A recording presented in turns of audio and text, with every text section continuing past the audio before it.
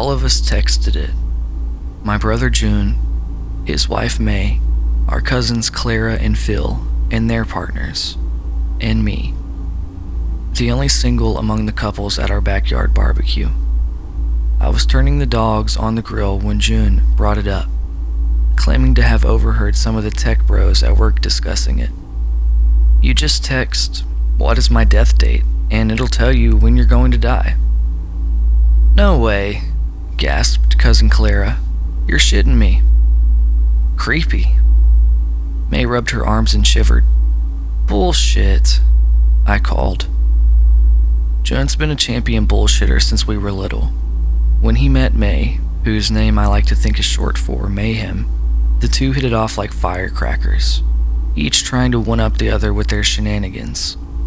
Pranks that ran from the harmless, like May making caramel onions instead of apples, to the elaborate, like the week I found roaches all over my apartment, even falling on me from the shower head. June sniffed out a receipt for plastic roaches on May's credit card and convinced me to get her back with a live centipede, which I put in a cup and handed to her. Not until she screamed and flung the centipede back at me did June's maniacal cackling finally clue me in on that he'd played us both. So, this death date business. Yeah, classic June bullshit. He was showing off his phone screen. His death date was tomorrow. In rapid succession, the others all texted the number, so I went ahead and joined, even though it was a stupid prank and not even one of his better ones. We compared responses. Me, 9:49 p.m., May 15th, 2023. Clara, 11:16 a.m., June 5th, 2040. Howie, 1:19 p.m., March 11th, 2027. Phil, 6:44 a.m., October 3rd, 2063. Isra, 7:53 p.m., November 7th, 2029. May, 9:45 p.m., June 11th, 2023. June, 10:53 a.m., May 12th, 2023. Tomorrow was June's, coincidentally on his birthday. May and Clara were freaking out. They kept asking, was he scared? Was he worried? Phil jokingly suggested that he should lock himself up indoors and make sure to not go out anywhere, etc. Of course, June made a big production of it, texting updates all through the morning on his birthday, and then, after 10:53 a.m., nothing. June's texts just stopped. It was, of course, all completely fucking staged. Just as Cousin Clara dragged in our parents, who then called me and insisted that I go, check on my brother, and honey, we know it's just June being June, but go make sure. He finally sent a video thanking everyone for the birthday wishes and exclaiming about how he'd see us all soon to celebrate his birth, not his death. And also how he'd gotten messages from Mom and Dad and so many people and how funny it spread so far. Even his boss had called. Sometimes I wanted to strangle my little brother. So anyway, we all agreed later at his birthday party that no one was fooled, and asked who we were actually texting. Turned out we'd been texting Aisha, a girl he'd met and was planning to set me up with.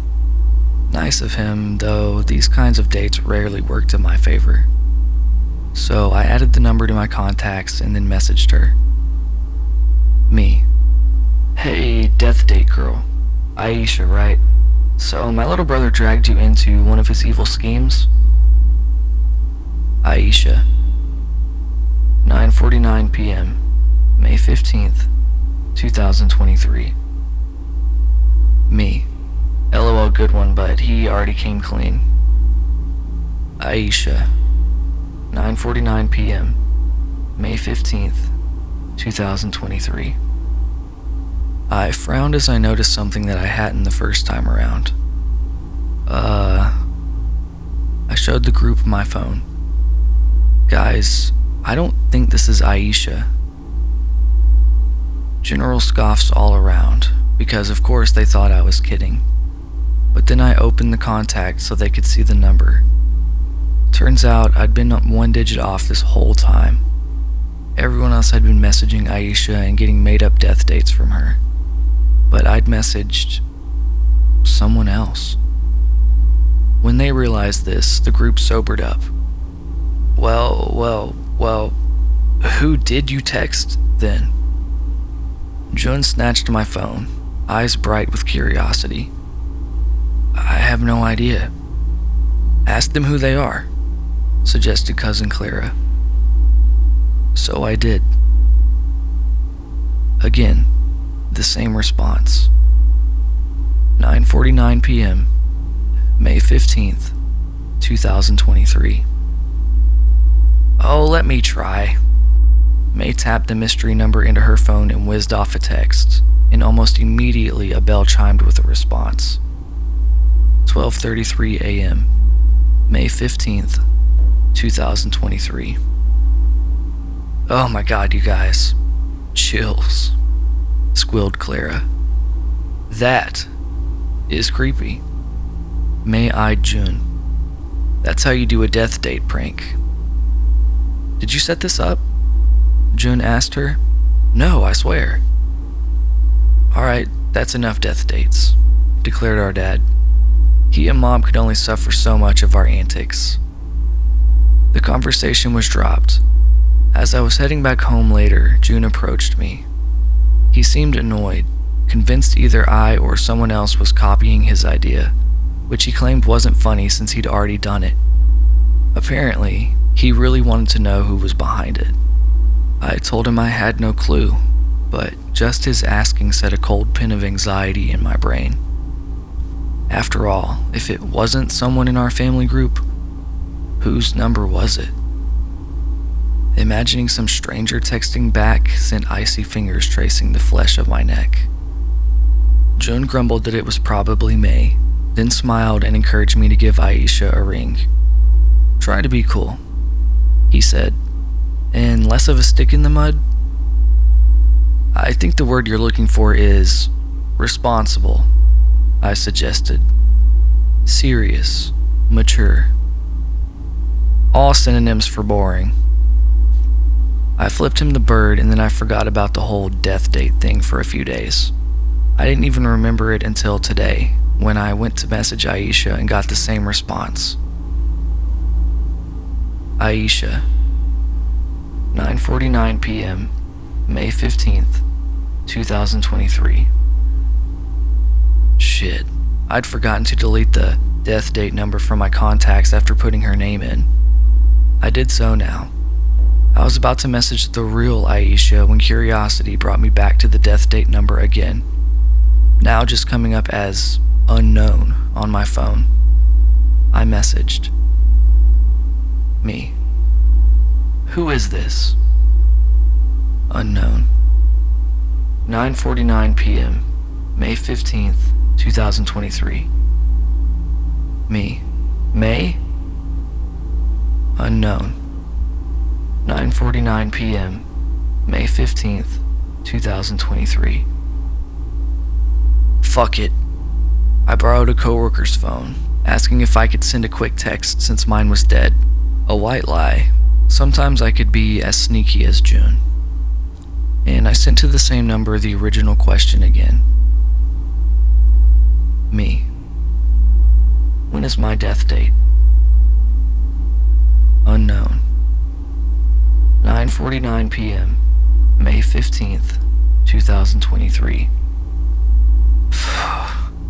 The hairs on the back of my neck prickled. How the hell had this number responded with the same exact date and time to a completely different phone? The sudden icy grip of fear was impossible to ignore. I called June, but it went to voicemail. Moments later, my phone buzzed. June. Work. I sent a rapid series of texts explaining. June. One sec. I got 9:42 p.m., May 15th, 2023. Probably May, lol. A few hours later, June met me at my townhouse. He told me flatly that he couldn't figure out who owned the number. And it struck me that, given he works at a tech company, he'd probably tried all sorts of tricks to track it down. Annoying as he could be, he's incredibly smart. The fact he hadn't figured out where it came from made the knot in my gut tighten. A horrible dread settled over me.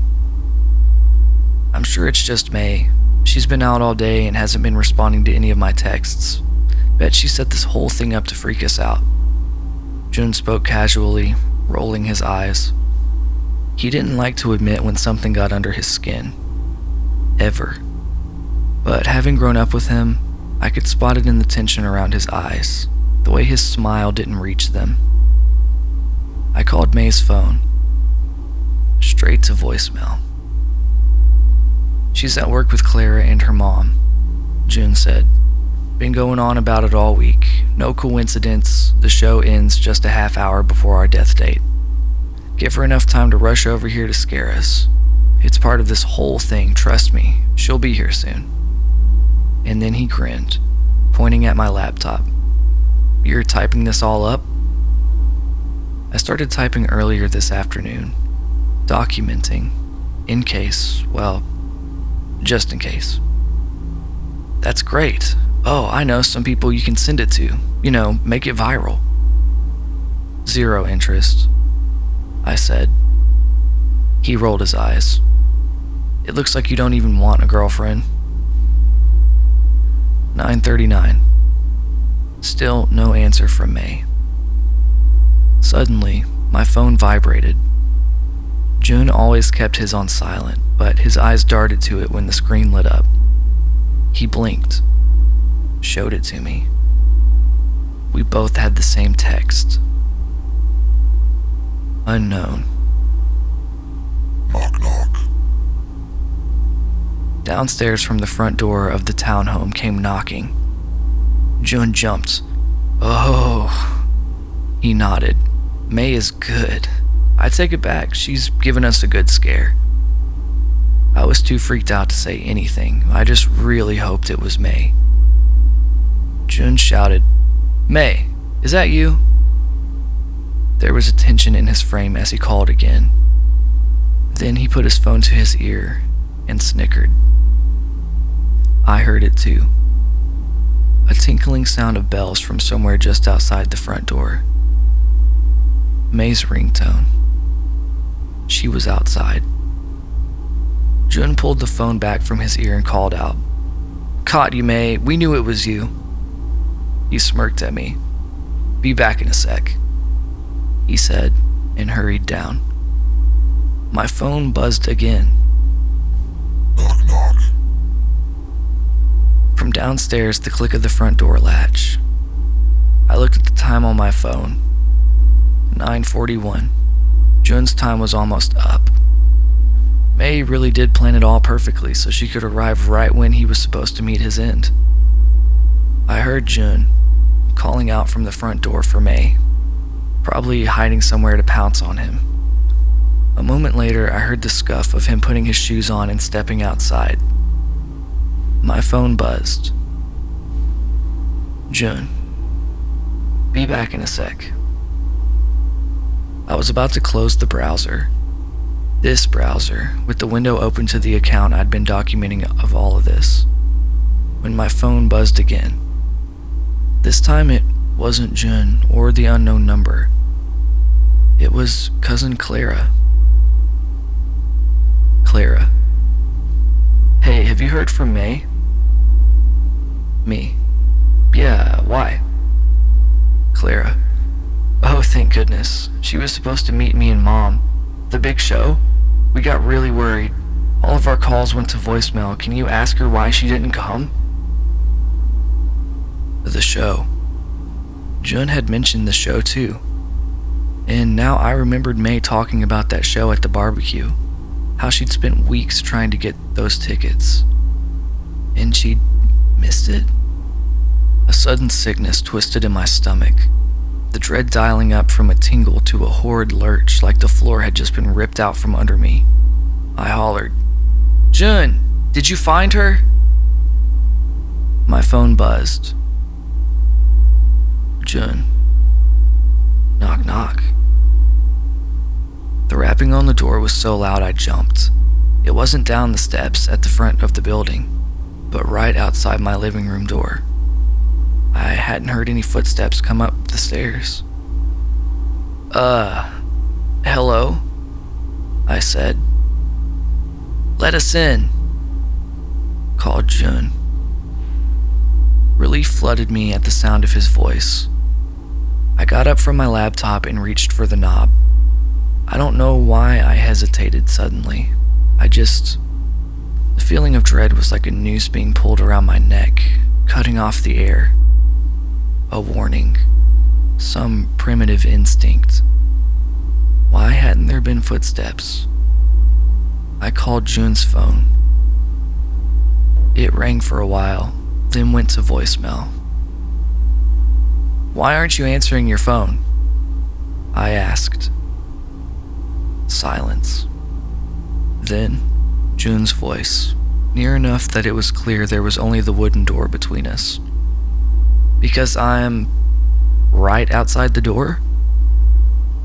How do I know it's you?" His refusal to answer his phone stuck in my mind like a chicken bone caught in my throat. The explosion of my phone's ringtone made me jump. I picked up the call and June's voice said into my ear, "Happy now?" "Yes," I said, relieved. "Knock, knock," he said, and I could almost hear his smile. "Let us in." "No. Bro." June sounded annoyed. My phone buzzed. "June." Frowny face. I quickly tapped back. "Me. After 9:50 p.m. June." Frowny face. He knocked on the door. "Let us in," he added. "You're being ridiculous, bro." He banged on the door. "Just open the door, it's us." "Where's May?" I shot back. A long pause. Still no rustling or footsteps or any other human sounds. Then May's sing-song voice. "Open the door." "In 5 minutes," I said. It was 9:45. "You seriously want us to just stand here in your hallway for 5 minutes?" snapped June. "Come on." "Let us in," chimed May. "Let us in," thundered June. But the more they demanded I open the door, the more my pulse raced and my hands slicked with sweat. Why did it matter so much? What was 5 minutes? Sometimes with siblings you get in these power struggles. That was what this felt like. Like maybe it was just June trying to make me do things his way, annoyed with me trying to control him. Only, I wasn't trying to control him or May. I was genuinely afraid. And I refused to open that door. The shouting and pleading continued, and my phone suddenly began vibrating so much that I had to snatch it up to prevent it falling off the desk. The texts were coming non-stop as the door kept rattling. Knock, knock. Knock, knock. Knock, knock. Knock, knock. Knock, knock. At 9:49 p.m., the sounds suddenly ceased. I waited several minutes, frozen in terror, and finally went to the door, hands trembling, wrapped my fingers around the knob, opened it. There was nobody in the hallway, only a few dirty tracks. Strange. June always removed his shoes before coming up. The front door was wide open, a cool breeze blowing in. I wandered down and peeked outside, then closed it. Maybe they were in it together. Maybe they were pulling some elaborate prank like with the cockroaches. I went back upstairs and called Jun's phone again, hoping he'd pick up. But there was no answer. I called and called. Nothing. I was just about to go out and look for him again when I noticed something face down on the sofa. Jun's phone. He must have left it in my living room when he went down to get May. I picked it up and saw my missed calls, as well as a bunch of texts from Clara asking about May and the show. He knew May was missing before he arrived. That explained why he was so tense, but he didn't want to admit it, thinking she was just one-upping him on his prank. That also explained why he'd been so relieved, in such a hurry to go meet her, when he'd heard her ringtone. I also checked his text history. None of his knock-knock messages after he left came from this phone. It's now near 10:30 according to the analog clock on my bookshelf, and I'm freaked out because my phone and laptop are both frozen at 9:49 p.m. and have been for the past half hour.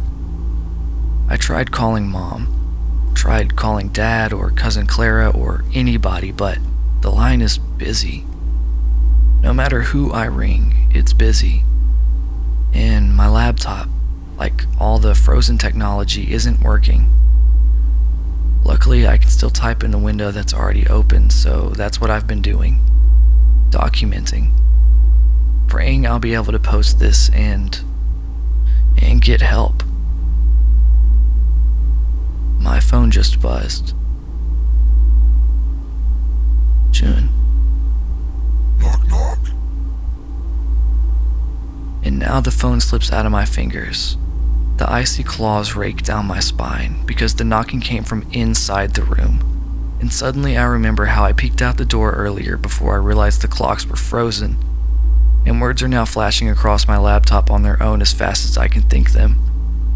And let me finish typing for you as Jun's voice chuckles like he always did when he landed a really good prank. Back when he was alive. And he whispers right in my ear, "Hey, thanks for letting me in."